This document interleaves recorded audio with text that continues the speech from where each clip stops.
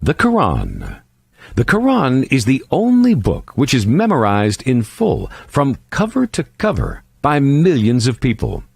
Should all copies of the Quran totally disappear, it will remain in existence, immune to distortion and alteration. What is amazing is that this is mentioned in the Quran, as God says, إِنَّا نَحْنُ نَزَّلْنَا الذِّكْرَ وَإِنَّا لَهُ لَحَافِظُونَ. The Quran is not merely a discourse attributed to God, nor is it a set of concepts God wished to give to humans and allowed Muhammad to express them in his own style. Definitely not. The Quran is God's own word. Therefore, it is free of even the slightest error. How can error creep into it when it is the Word of God who combines absolute perfection with faultless knowledge? Across the centuries, Muslims studied the Quran in depth, but they continued to discover its linguistic and legislative treasures. Indeed, new avenues of knowledge have been based on the Quran. The Quran includes some scientific information that no human being could have possessed in the 7th century, such as the different stages a human embryo goes through during pregnancy, the formation of mountains, or the outcome of future battles.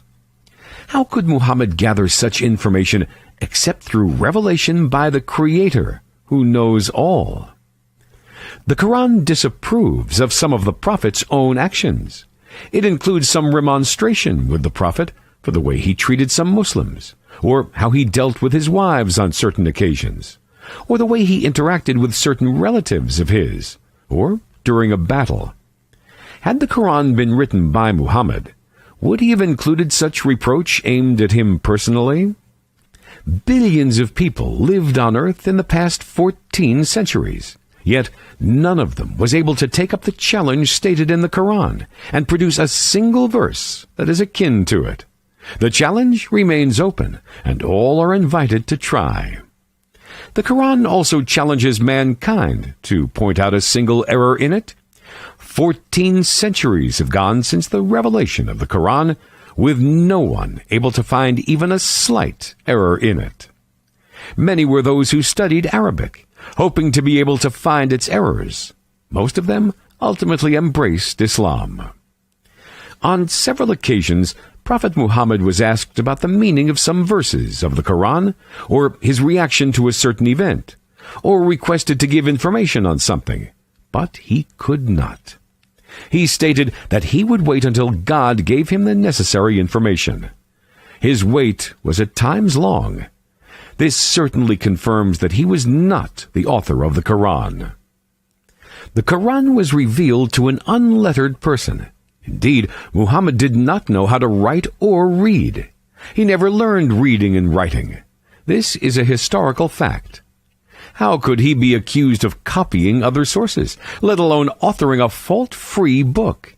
Besides, what sources did he use or copy from?